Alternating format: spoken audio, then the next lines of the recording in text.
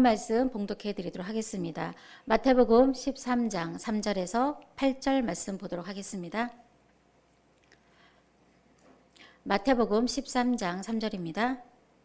예수께서 비유로 여러 가지를 저희에게 말씀하여 가라사대 씨를 뿌리는 자가 뿌리러 나가서 뿌릴새 더러는 길가에 떨어짐에 새들이 와서 먹어버렸고 더러는 흙이 얇은 돌밭에 떨어짐에 흙이 깊지 아니하므로 곧 싹이 나오나 해가 돋은 눈에 타져서 뿌리가 없으므로 말랐고 더러는 가시떨기 위에 떨어짐에 가시가 자라서 기운을 막았고 더러는 좋은 땅에 떨어짐에 혹 100배, 혹 60배, 혹 30배의 결실을 하였느니라.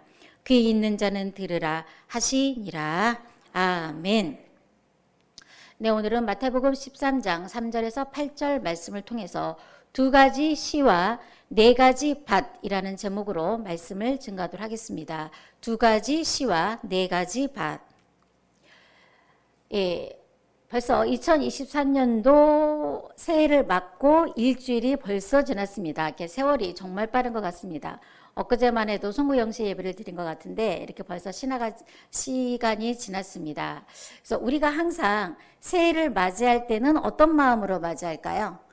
굉장히 설레는 마음으로 우리가 새해를 맞이하는 것 같습니다. 왜 그럴까요?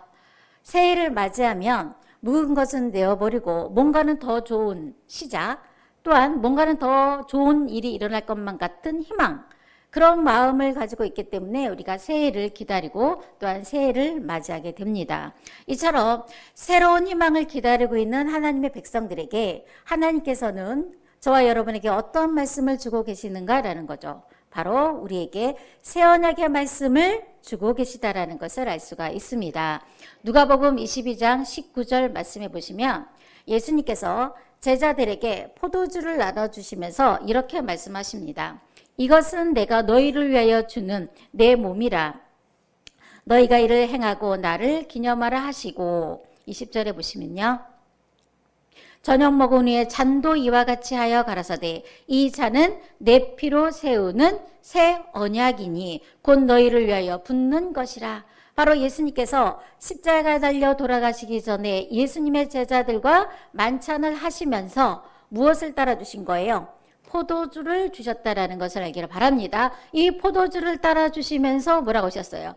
이 잔은 내가 너에게 세우는 새 언약이라고 말씀하고 있는 줄로 믿습니다. 그러므로 저와 여러분들이 지금 받고 있는 말씀은 첫 언약의 말씀이 아니라 어떤 말씀이에요? 새 언약의 말씀임을 알 수가 있습니다. 자, 그러면 새 언약은 어떤 말씀일까요? 바로 모세 때에 받은 그 첫 언약을 통해서 생겼던 모든 죄가 예수님의 말씀으로 인해서 무죄가 되는 언약이 바로 새 언약의 말씀이라는 것을 알기를 바랍니다. 이러한 새 언약을 받기 위해서 정말 이러한 새 언약을 받았다면 우리가 보관하기 위해서 저와 여러분들은 어떠한 자가 되어야 이 새 언약의 말씀, 새 포도주의 말씀을 우리가 보관할 수 있느냐라는 거죠. 자, 마태복음 9장 17절 말씀 보겠습니다.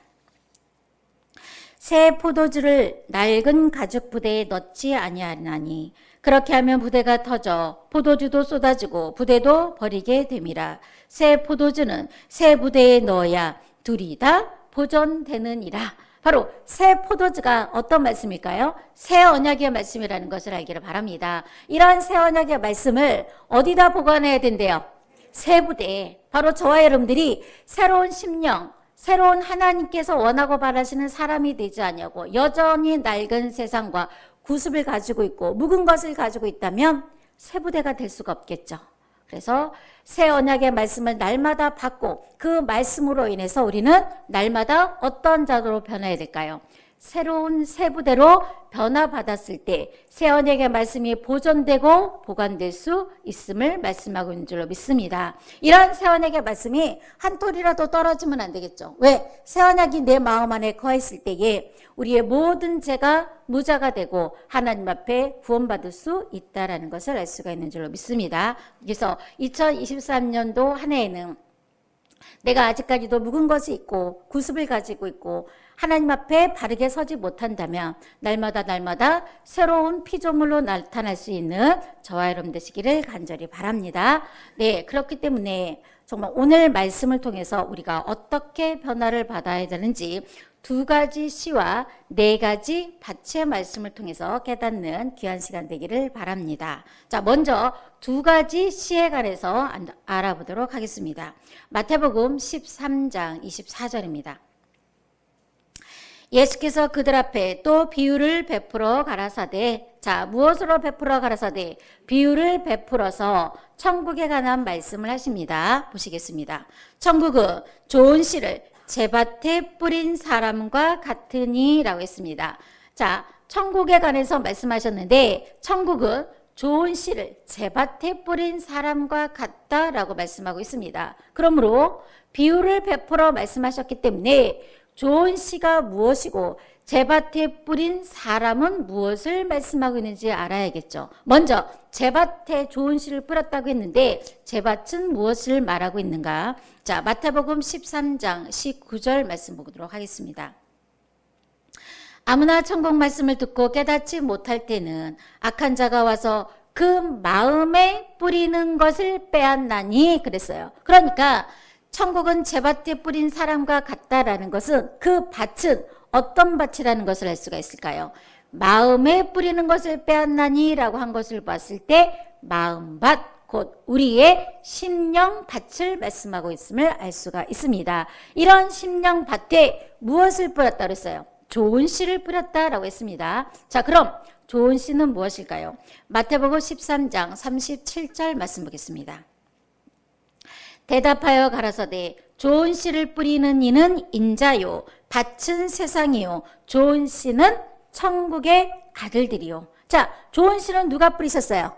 인자 대신 예수님께서 뿌리셨다라는 것을 알기를 바랍니다. 그런데 좋은 씨를 실상의 말씀으로 보니까 좋은 씨는 천국의 아들들이요 라고 그랬어요. 그럼 천국의 아들들을 밭에다 막 심어요?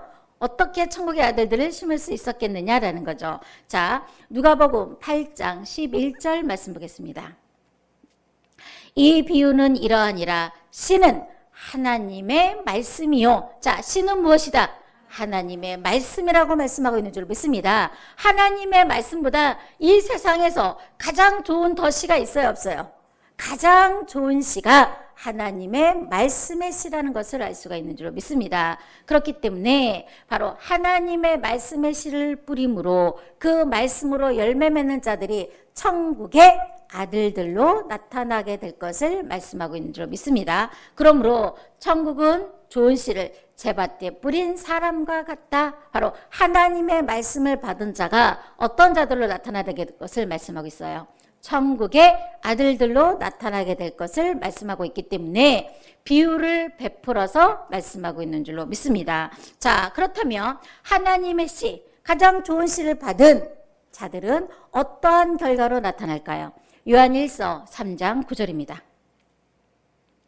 하나님께로서 난 자마다 죄를 짓지 아니하나니 이는 하나님의 씨가 그의 속에 거하며 저도 범죄치 못하는 것은 하나님께로서 났음이라. 하나님의 씨가 우리 안에 거하게 되면 어떻게 된다?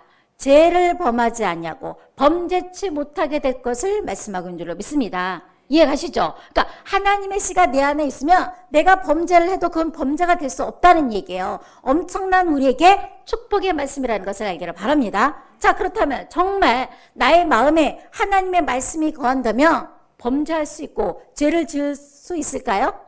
그렇게 되지 않아요. 정말 하나님의 말씀을 내가 온전히 깨달고 그 깨달음의 말씀이 내 안에 거한다면 절대로 범죄할 수 없는, 죄를 지을 수가 없는 하나님의 아들들로 나타나게 될 것을 말씀하고 있는 줄 믿습니다. 자, 그렇다면 이것이 바로 첫 번째 하나님의 씨, 좋은 씨라면 두 번째 가라지 씨가 있어요. 분명히 예수님께서는 좋은 씨를 인자 대신 예수님께서 심으셨는데 예수님이 가라지 씨를 심으지는 않았을 거 아니에요. 그런데 가라지가 보입니다. 자, 가라지 씨는 어떠한 씨인지 알아보도록 하겠습니다. 마태복음 13장 25절입니다. 사람들이 잘 때에 그 원수가 와서 곡식 가운데 가라지를 덧뿌리고 갔더니 그랬어요. 처음에 좋은 씨는 누가 뿌리셨다 그랬어요? 인자 대신 예수님이 심으셨는데 누가? 원수가 곡식 가운데 가라지를 덧뿌리고 갔다 그랬어요. 덧뿌렸다는 건 뭐예요? 씨를 뿌렸는데 그 위에 또 씨를 뿌린 거예요. 그래서 가라지를 원수가 덧뿌리고 갔는데 언제 덧뿌리고 갔다고 했습니까? 사람들이 잘 때에. 잔다라는 것은 육신의 잠을 말하는 거가 아니겠죠. 신앙이 잠들어 있을 때, 깨어있지 못했을 때에 바로 원수가 와서 가라지를 덧뿌리고 가는 역사가 있다는 것을 알기를 바랍니다. 이런 가라지의 씨를 받게 되면 또한 어떤 결과로 나타나게 되는가 보도록 하겠습니다. 야고보서 3장 16절입니다. 야고보서 3장 16절입니다. 시기와 다툼이 있는 곳에는 요란과 모든 악한 일이 있음이라. 바로 하나님의 씨가 있는 곳에는 범죄치 못한다고 했는데 반대로 가라지의 씨를 받는 곳은 어떤 일이 있냐면 야고보서 3장 16절에 시기와 다툼이 있어요. 또한 요란과 모든 악한 일이 있는 곳이 바로 가라지 씨를 받는 자라는 것을 알기를 바랍니다. 왜냐하면 이 가라지의 정체가 마태복음 13장 38절 말씀에 보시게 되면 보시겠습니다.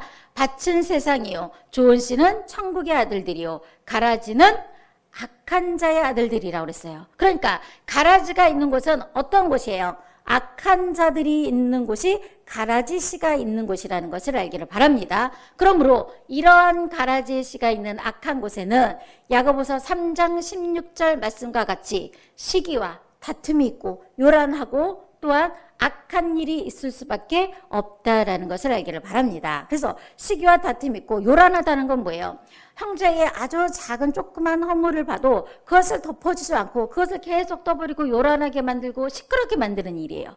이런 일은 어떤 자가 있는 것이다? 가라지가 있고 악한 자들, 바로 깨닫지 못하는 자들 사이에서 일어나는 일들이라는 것을 알기를 바랍니다. 그래서 저와 여러분들은 어떠한 씨를 받아야 될까요? 하나님의 씨를 받음으로 범죄치 아니하고 죄가 없는 그런 하나님의 아들들로 나타나야 될 것을 말씀하고 있는 줄로 믿습니다.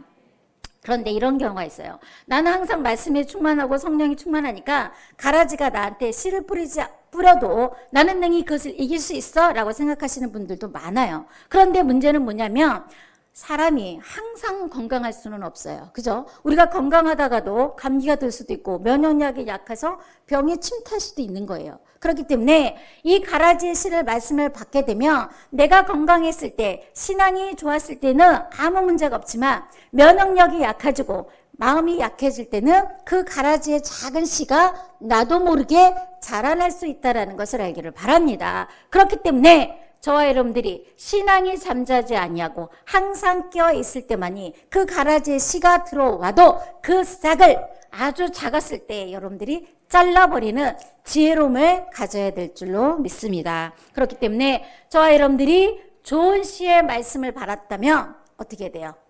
좋은 열매를 맺을 수가 있겠죠. 그런데 문제가 있어요. 하나님의 말씀이 가장 좋은 씨라고 했습니다. 그런데 문제는 좋은 씨가 있다 할지라도 좋은 밭이 되지 못하면 절대로 열매를 맺을 수가 없는 거예요. 그렇기 때문에 저와 여러분들이 어떤 자가 되어야 될까요? 좋은 밭으로 개간되어야 할 것을 말씀하고 있는 줄로 믿습니다. 그러므로 4가지 밭을 통해서 길가, 돌밭, 가시밭글 모든 과정을 넘어서 좋은 밭이 되는 과정을 오늘 한번 알아보도록 하겠습니다. 먼저 길가에 떨어진 씨에 관해서 알아보도록 하겠습니다. 마태복음 13장 3절입니다. 예수께서 비유로 여러 가지를 저에게 말씀하여 가라사대 씨를 뿌리는 자가 뿌리러 나가서 뿌릴새 더러는 길가에 떨어짐에 새들이 와서 먹어버렸고 자 씨를 뿌렸는데 이 씨가 뭐라고 그랬어요? 좋은 씨 하나님의 말씀의 씨라고 알았습니다. 그런데 이 씨가 어디에 떨어졌어요? 길가에 떨어짐으로 새들이 와서 먹어버렸고 라고 했으니까 열매를 맺을 수 있을까요? 없을까요? 열매를 맺을 수가 없어요. 씨 자체가 없어져 버렸는데 어떻게 열매를 맺을 수 있겠는가라는 거죠. 자, 그렇다면 길가에 떨어진 씨는 무엇을 말씀하고 있는지 알아보도록 하겠습니다. 마태복음 13장 18절입니다.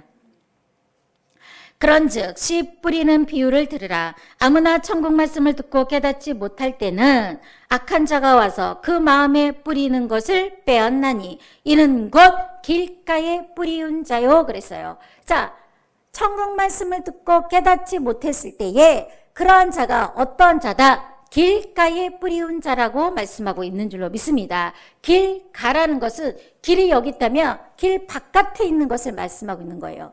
자, 길이라고 하는 것은 뭐냐라는 거죠.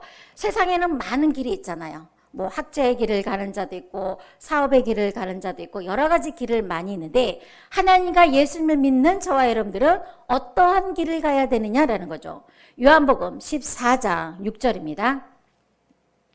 예수께서 가라사대 내가 곧 길이요 진리요 생명이니 바로 예수님 자신이 길이요 진리요 생명이 되심을 말씀하고 있는 줄로 믿습니다. 그러므로 하나님과 예수님을 믿는 저와 여러분들은 어떠한 길을 가야 돼요? 예수님의 길로 가야 될 줄로 믿습니다. 예수님의 길 안에 들어와야 되는데 길가에 있다는 것은 예수님 안에 들어오지 못하고 겉으로 뱅뱅 도는 거예요. 주변만 뱅뱅 도는 정말 하나님의 참 말씀을 바르게 깨우침 받기 위해서 마태복음 5장 3절 말씀해 보시면 심령이 가난한 자는 복이 있나니 라고 했어요. 여러분들의 마음이 오직 하나님과 예수님의 말씀을 가지고 있는 가난한 자가 되었을 때 하나님의 말씀을 깨우침 받게 되는 줄로 믿습니다. 길가라고 하는 것은 어떤 자냐면 로마서 8장 1절입니다.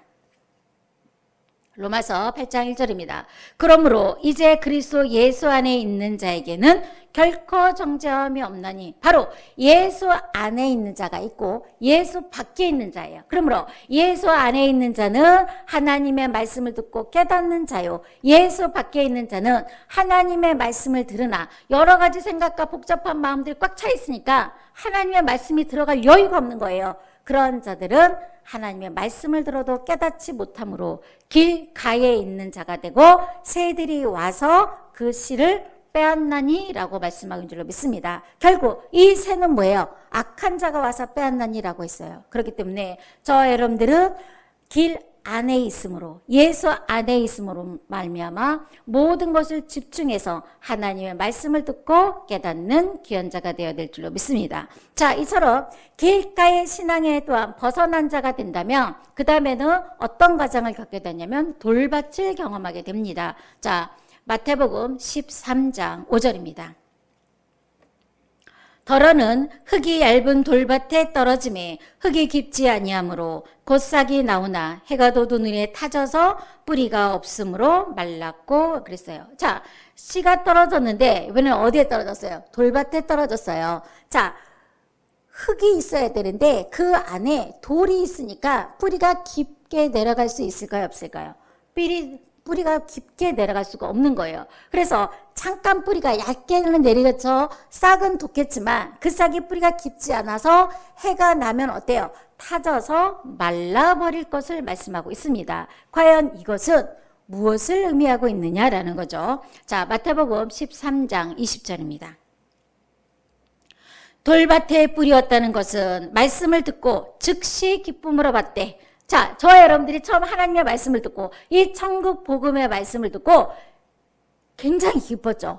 금방 천국이 이루어질 것 같고 그 천국에 내가 들어갈 것 같아요. 이거보다 더 큰 기쁨을 얻겠죠. 이렇게 기쁨으로 말씀을 받았어요. 그런데 문제는 뭐냐면 계속 보시게 되면 그 속에 뿌리가 없어. 왜 뿌리가 없다고 그랬어요?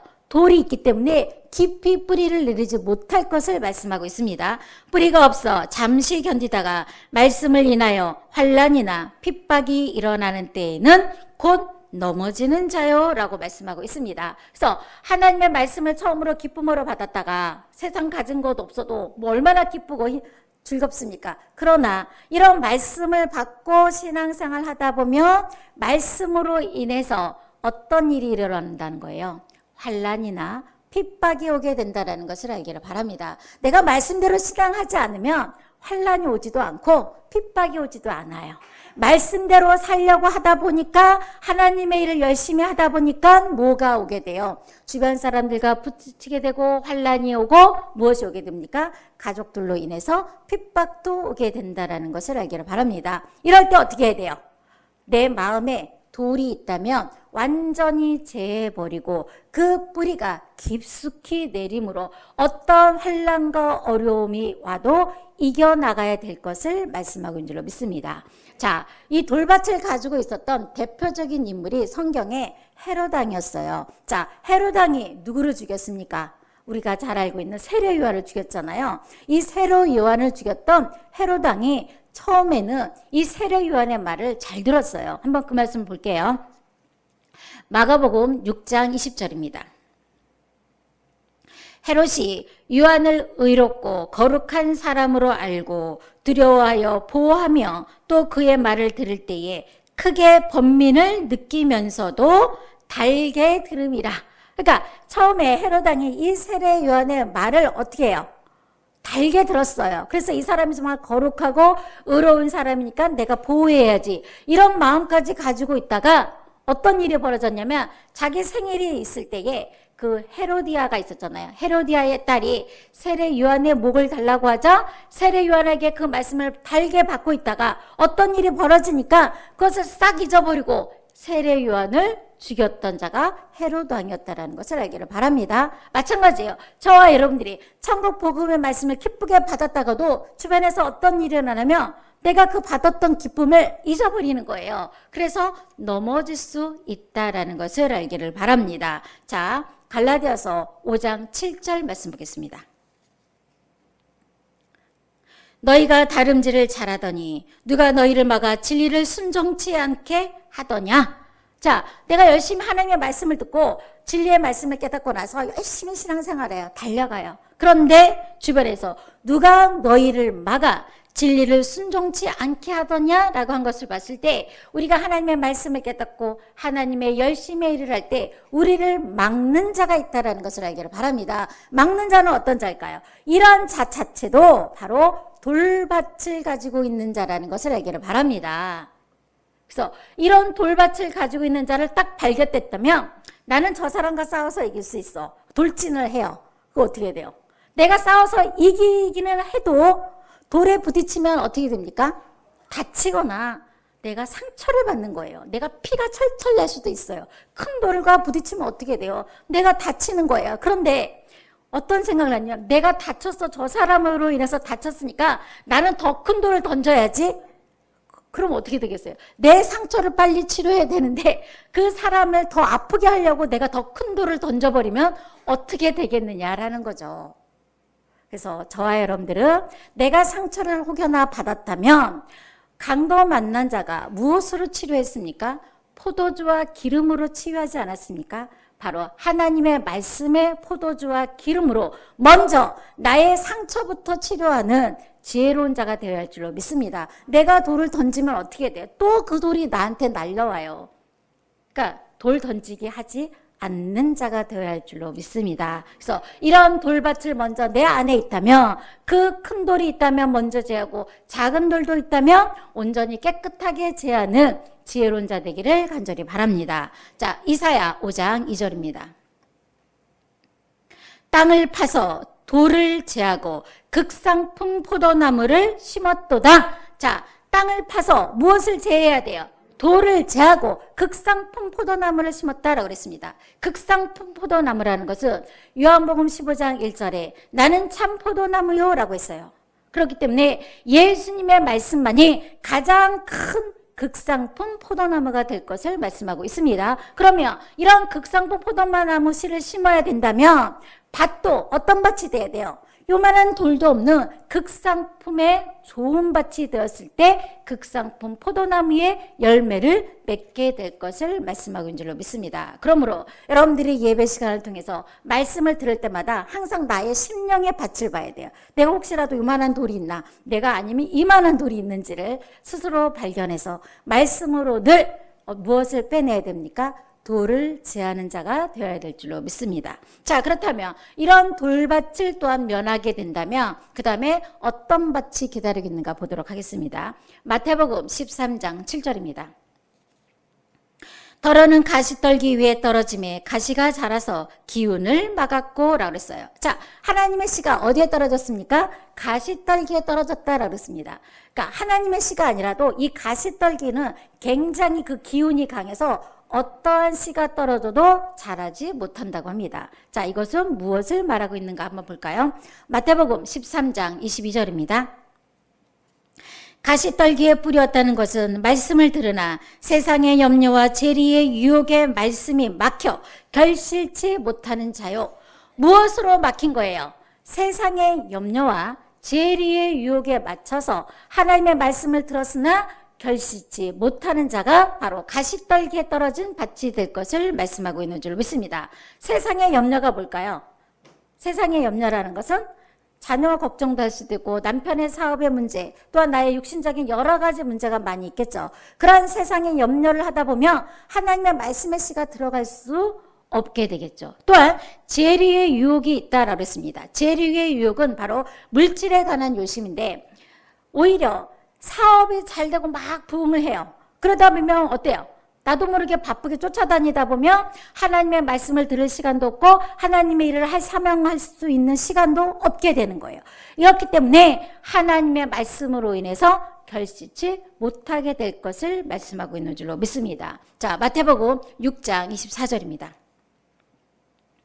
한 사람이 두 주인을 섬기지 못할 것이니 혹 이를 미워하며 저를 사랑하거나 혹 이를 중히 여기며 저를 경히 여김이라. 너희가 하나님과 재물을 겸하여 섬기지 못하느니라. 한 사람이 두 주인을 섬길 수 없는 거잖아요. 또한 우리가 하나님을 섬기고 하나님의 말씀을 우리가 깨달았다면 세상과 겸하여 섬길 수가 없는 줄로 믿습니다. 지금은 어떤 때예요? 정말 6,000년 동안 감추었던 비밀의 말씀이 우리한테 마구 쏟아지는 때인데 이런 귀한 말씀을 어떻게 세상의 지혜의 유혹과 또한 세상의 염려로 바꿀 수가 있겠느냐라는 거죠. 저와 여러분들은 바꾸지 않는 지혜로운 자가 되어야 할 줄로 믿습니다. 자, 이처럼 처음에는 길가에 떨어진 밭, 두 번째는 돌밭에 떨어진 밭, 세 번째는 가시떨기에 떨어진 밭, 모든 것을 면하고 우리가 다 이겨나갔을 때에 어떤 밭이 되는가 보도록 하겠습니다. 마태복음 13장 8절입니다. 더러는 좋은 땅에 떨어짐에 혹 100배, 혹 60배, 혹 30배의 결실을 하였느니라.